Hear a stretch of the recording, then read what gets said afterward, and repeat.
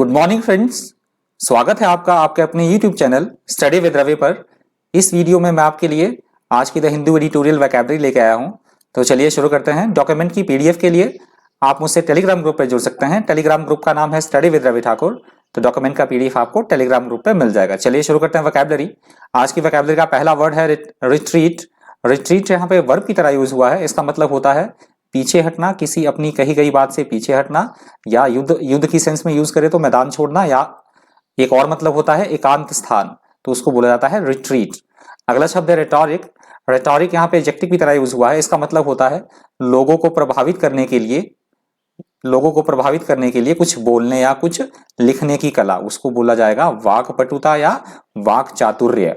हम बोल सकते हैं उसको इंग्लिश में रेटोरिक। अगला शब्द है ट्रायम्फ। ट्रायम्फ यहाँ पे नाउन की तरह यूज हुआ है। इसका मतलब होता है अपनी सफलता अथवा विजय की खुशी मनाना, जीत की खुशी मनाना, उसको बोला जाता है ट्रायम्फ। अगला शब्द है डिक्टेट। डिक्टेट यहाँ पे नाउन की तरह यूज हुआ है। इसका मतलब होता है एक कड़ा आदेश जिसकी पालना करना आवश्यक हो, उसका ओबे करना अनिवार्य हो, उसको बोला जाता है डिक्टेट। अगला शब्द है स्ट्रांडेड।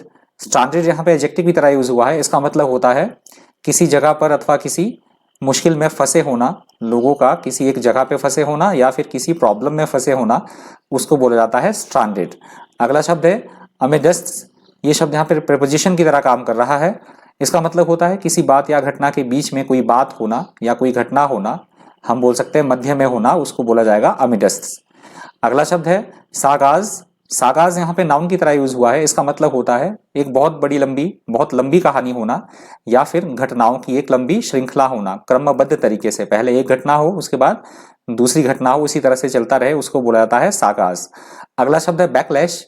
बैकलैश यहाँ पे नाउन की तरह यूज हुआ है। इसका मतलब होता है किसी सामाजिक या राजनीतिक घटना के प्रति अपनी तीव्र प्रतिक्रिया देना या तीव्र प्रतिक्रिया होना, उसको बोला जाएगा बैकलैश। अगला शब्द है बोल्स्टर। बोल्स्टर यहाँ पे वर्ब की तरह यूज हुआ है। इसका मतलब होता है किसी को प्रोत्साहित करना, किसी काम के लिए प्रोत्साहित करना, उसका सपोर्ट करना, उसको बढ़ावा देना या फिर उसका समर्थन करना, उसको बोला जाएगा बोल्स्टर। अगला शब्द है एलियनेटिंग। एलियनेटिंग यहाँ पे वर्ब की तरह यूज हुआ है। इसका मतलब होता है किसी चीज को हटाना, अलग करना, पृथक करना या अपने से दूर करना, उसको बोला जाएगा एलियनेटिंग। अगला शब्द है प्रिकैरियस। प्रिकैरियस यहाँ पे नाउन की तरह यूज हुआ है।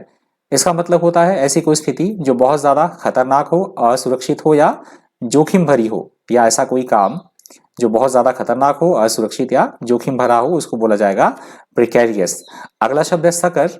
सकर यहाँ पे नाउन की तरह यूज हुआ है।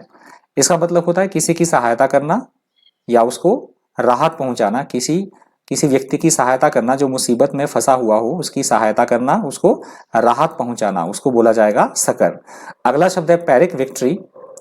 पैरिक विक्ट्री यहाँ पे नाउन की तरह यूज हुआ है। इसका मतलब होता है सफलता या जीत प्राप्त करने के लिए या कोई चीज हासिल करने के लिए अपनी ऐसी चीज दांव पर लगा देना या ऐसी चीज का त्याग कर देना जो उस सफलता से कहीं अधिक मूल्यवान हो, कहीं अधिक वैल्यू रखती हो उससे, उसको बोला जाता है पैरिक विक्ट्री।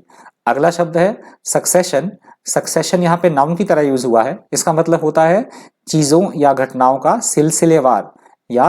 सिलसिलेवार तरीके से घटना, मतलब कॉन्टिन्यूटी में घटना, क्रमबद्ध तरीके से घटना, एक के बाद दूसरी घटना, उसको बोला जाएगा सक्सेशन। अगला शब्द है कमेमोरेशन। कमेमोरेशन यहाँ पे नाउन की तरह यूज हुआ है। इसका मतलब होता है किसी की याद में मनाया जाने वाला दिन, हम बोल सकते हैं स्मृति उत्सव या स्मृति दिवस, उसको बोला जाएगा कमेमोरेशन। अगला शब्द है अनप्रेसिडेंटेड। ये शब्द यहाँ पे एडजेक्टिव की तरह यूज हुआ है। इसका मतलब होता है जो पहले ऐसी कोई घटना या ऐसी कोई बात जो पहले कभी घटित ना हुई हो, हम बोल सकते हैं उसको अभूतपूर्व या अद्वितीय, उसको इंग्लिश में बोला जाता है अनप्रेसिडेंटेड। अगला शब्द है स्लेंडर। स्लेंडर यहाँ पे एडजेक्टिव की तरह यूज हुआ है। इसका मतलब होता है बहुत थोड़ा सा या बहुत मामूली अंतर होना किन्हीं दो बातों में या किन्हीं दो घटनाओं में, उसको बोला जाएगा स्लेंडर। अगला शब्द है कॉन्सेवेबल।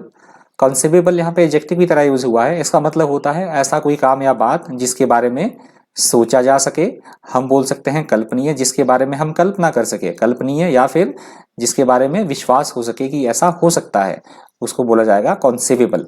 अगला शब्द है कस्टमरी।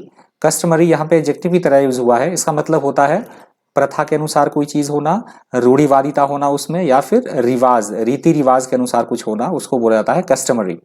अगला शब्द है अफ्लुएंस। अफ्लुएंस यहाँ पे नाउन की तरह यूज हुआ है। इसका मतलब होता है ऐसी स्थिति जिसमें संपन्नता, समृद्धि अथवा अमीरी हो, ऐसी स्थिति को बोला जाएगा अफ्लुएंस। अगला शब्द है डिसेंटिंग। डिसेंटिंग यहाँ पे एडजेक्टिव की तरह यूज हुआ है। इसका मतलब होता है किसी भी बात के प्रति अपनी असहमति प्रकट करना, अपनी नाराजगी या असहमति प्रकट करना, उसको बोला जाएगा डिसेंटिंग। और आज की वोकैबुलरी का अंतिम शब्द है कॉन्कॉमिटेंट। कॉन्कॉमिटेंट यहाँ पे एडजेक्टिव की तरह यूज हुआ है। इसका मतलब होता है ऐसी घटनाएं जो परस्पर आपस में संबंधित हो, या ऐसी घटना जो एक के बाद दूसरी घटे, तो उसको बोला जाएगा कॉन्कॉमिटेंट।